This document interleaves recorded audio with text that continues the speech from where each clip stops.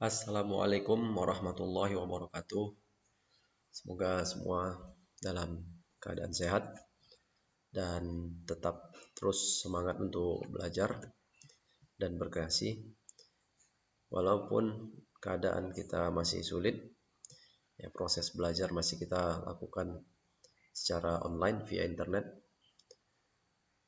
Dikarenakan ya wabah penyakit, ya, tersebarnya wabah penyakit COVID-19 di negeri kita yang tercinta ini.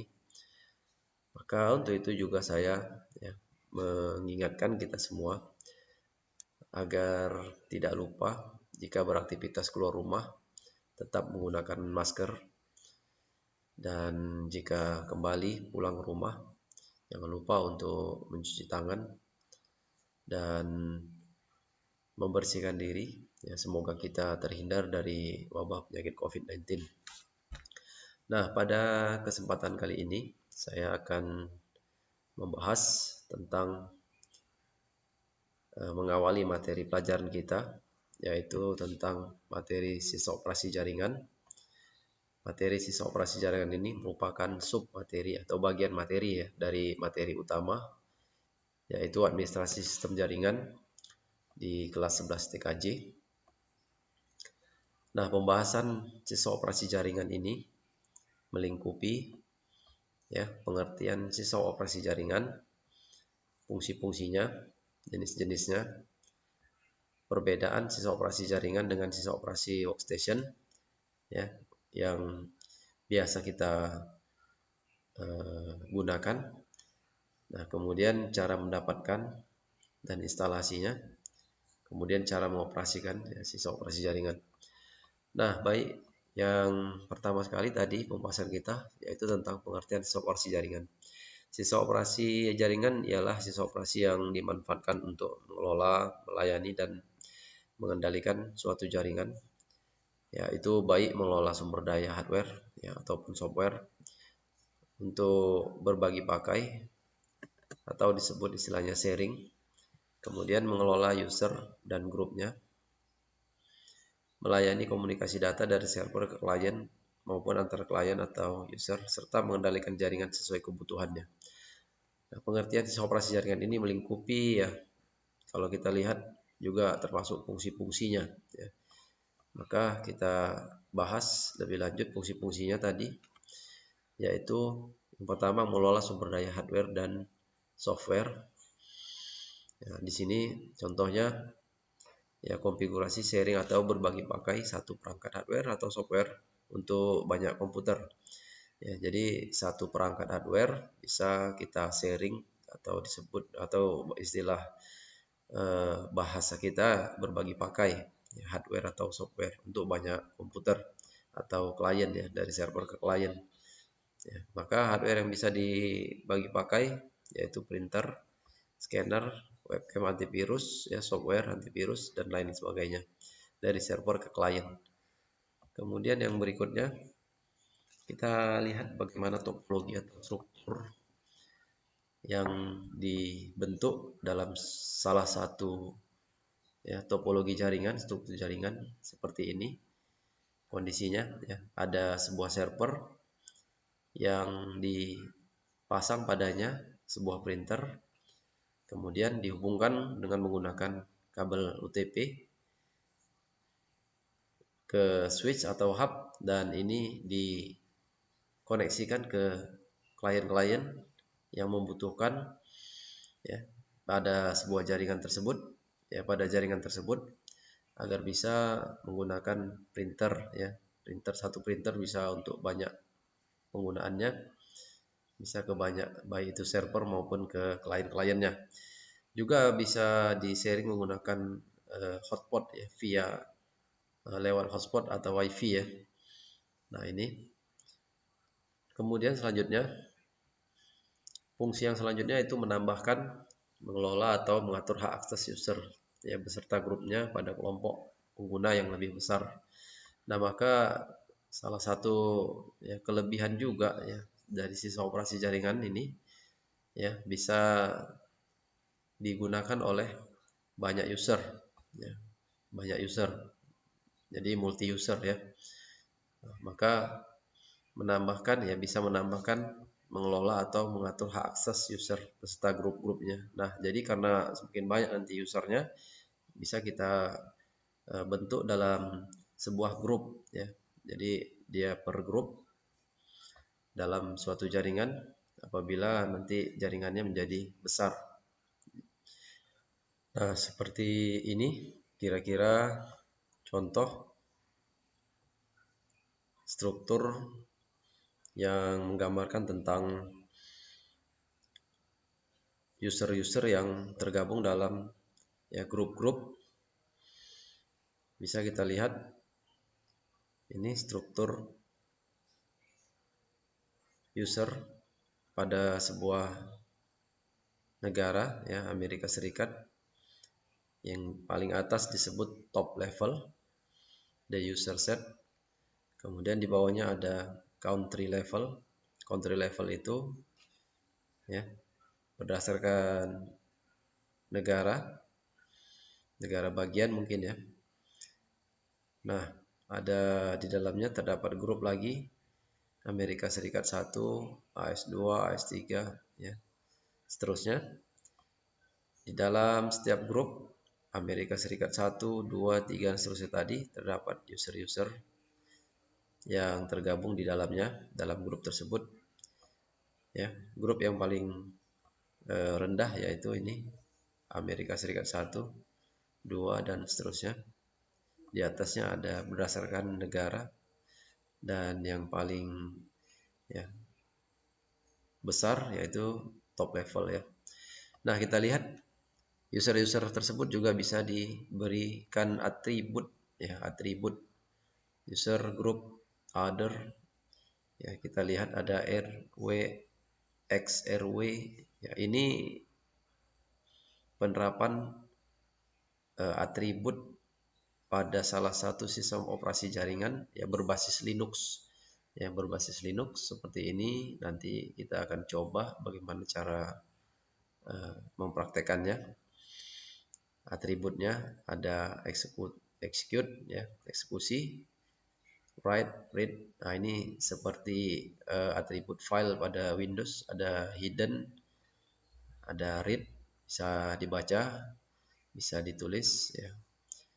Write, ya, read bisa dibaca, write bisa ditulis. Nah, itu contohnya yang bisa kita lihat penerapan user dan group pada sistem operasi jaringan. Dan contoh yang paling umum saya rasa yang ya kita gemari ya umumnya yaitu ini game ya. Pada layanan komunikasi data berupa game kita akan disuruh membuat user dan nanti akan ada ya grup-grup yang mengelompok-kelompokkan ya setiap user ya, termasuk kita apabila kita bergabung di dalamnya. Nah, ini juga salah satu ya kelebihan daripada sistem operasi jaringan ya. Ini contoh yang paling jelas sekali ya untuk akses ya banyak grup dan juga akses banyak user ya dan juga bisa dikelompokkan dalam grup. Yang berikutnya ini ya merupakan contoh ya membuat user dan grup baru pada sistem operasi Linux ya. Perintahnya menggunakan baris perintah CLI ya, command line interface menggunakan baris perintah. Harusnya sudah terbiasa dari kelas 10 ya. CLI command line interface digunakan pada Microsoft DOS ya, sistem operasi DOS command line. Yang berikutnya tadi fungsinya yaitu menyediakan dan melayani komunikasi data berupa file, teks, gambar, video, animasi, game, suara dan lain-lain. Yang dimaksud layanan komunikasi data server yaitu misalnya ada TCP/IP, ya, HTTP atau HTTPS web server. Nah, ini untuk mempublikasikan halaman web, maka kita harus menginstal nanti web server ya di servernya. Kemudian ada DNS server, ya, DNS server, domain name server. Domain name server ini merupakan layanan yang mengubah ya alamat IP menjadi penamaan sehingga kita bisa mudah mengingat, misalnya google.com, facebook.com. Ya, bagaimana cara merubah alamat IP? Sebetulnya semuanya itu dalam bentuk alamat IP ya, berupa angka. Nah, maka kita akan sulit ya mengingat ya alamat dalam bentuk angka. Misalnya nomor handphone, kita akan kesulitan ya dalam mengingat nomor handphone. 2, 3, 4 nomor handphone ini akan, ya mungkin 3 saja sudah cukup sulit ya. Nah, apalagi alamat ya internet ya, website yang banyak sekarang sudah dipublikasikan, layanan-layanan seperti medsos ya, maka kita akan kesulitan mengingat dalam bentuk angka ya, maka diubah dalam bentuk nama. Nah, ini protokol yang digunakan untuk mengubahnya dengan nama DNS server ya, domain name server. Ini juga akan kita bahas nanti selanjutnya. Kemudian ada FTP, file transfer server. Ya, ini untuk mentransfer file via internet. Kemudian ada email server. Bagaimana cara server untuk mengirimkan ya email baik dari server ke klien maupun antar klien. Ya, email server, simple mail transfer protocol, ya ini protokolnya. Kemudian ada chat server, video streaming, game online server, ya dan lain-lain. Ini lain-lain komunikasi yang bisa kita temukan pada sisa operasi jaringan. Ya, layanan-layanan komunikasi data ini semua diinstal pada fisiknya server ya, fisiknya server, komputer server. Ya. Nah, di server itu juga harus diinstal sistem operasi jaringan yang memenuhi fungsi-fungsi ini. Ya. Nah, ini contoh topologi ya kira-kira antara ya jaringan server diakses melalui internet yang menuju ke klien ya, menuju ke klien. Itu contoh ya struktur atau topologi sederhananya. Nah, kemudian contoh layanan yang disediakan server untuk komunikasi data pada jaringan dengan menginstal atau memasang dan konfigurasi protokol layanan komunikasi data. Ya mungkin ya apa itu protokol? Nanti ini akan dibahas juga seharusnya ya. Protokol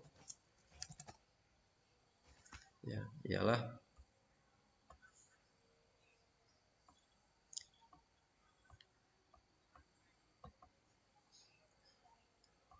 protokol adalah aturan ya, kita lihat dari internet ini atau dari Wikipedia coba ya. Nah, ini pustakaan umum ya, internasional.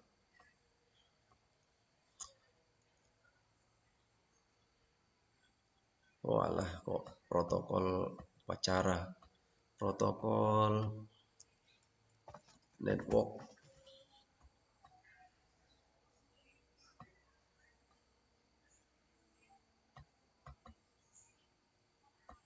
Bukan.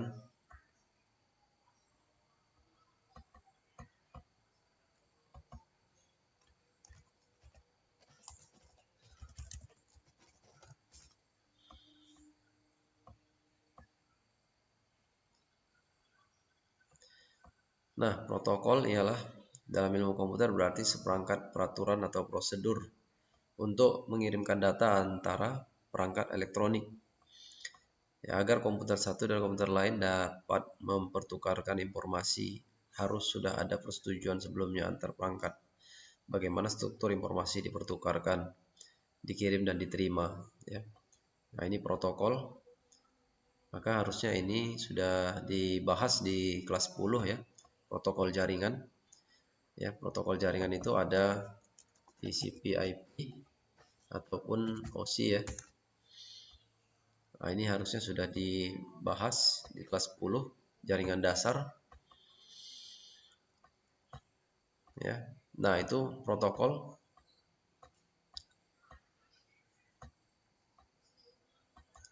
pada materi ini kalian tidak di ya intinya kalian tidak diarahkan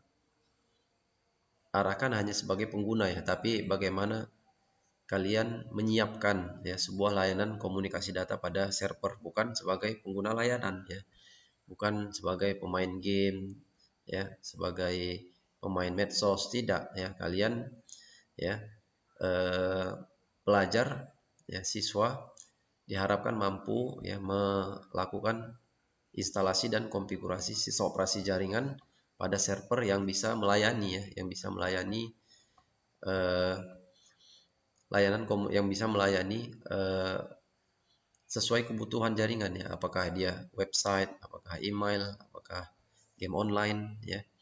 Nah, seperti ini kira-kira ini layanan komunikasi data berupa web ya, publikasi web. Nah, web itu banyak, salah satunya ada Allshop ya, online shop. Ini misalnya ada Tokopedia ya, GoPay. Ya, diakses melalui sebuah website tokopedia.com, maka pembeli meminta akses ke server, kemudian akan dikirim ke basis data ya, basis data atau tempat menampung seluruh produk-produk yang akan dipasarkan, kemudian akan dikirimkan kembali ke klien ya, sesuai permintaan klien. Nah, kalian akan dipersiapkan untuk menjadi seorang administrator ya, administrator jaringan ya, yang bisa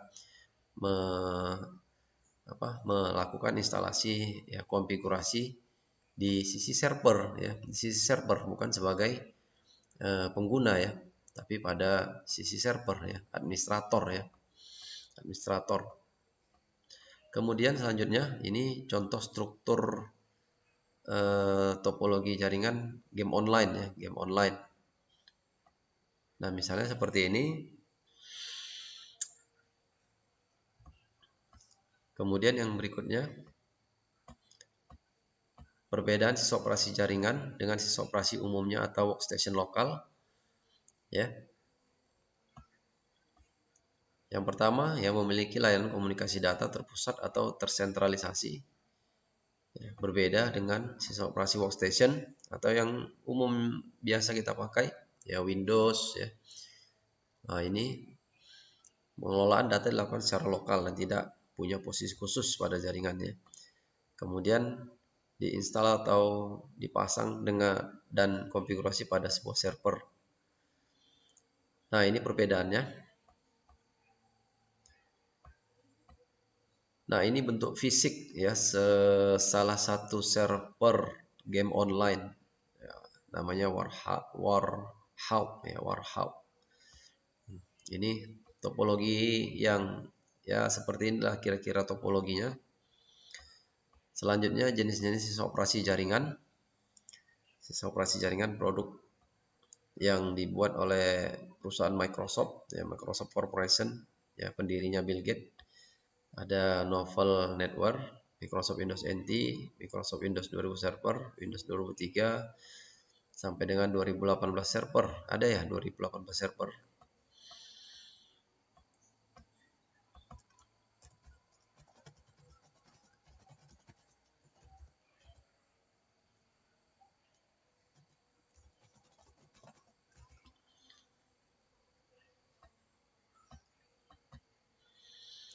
Ya, sudah ada yang 2019 ya, 2019 Server juga sudah ada. Nah, kemudian ada juga dari produk lain yaitu Unix ya, FreeBSD. Kemudian produk kreasi Linus Torvald yaitu disebut dengan Linux ya, Linux Debian Server, Ubuntu. Saya rasa itu aja. Nanti kita lanjutkan dengan instalasi jaringan ya. Kalau ada pertanyaan ya, sampaikan melalui WhatsApp ya, kolom Google Classroom dan di grup belajar ya. Terima kasih atas perhatiannya. Assalamualaikum warahmatullahi wabarakatuh.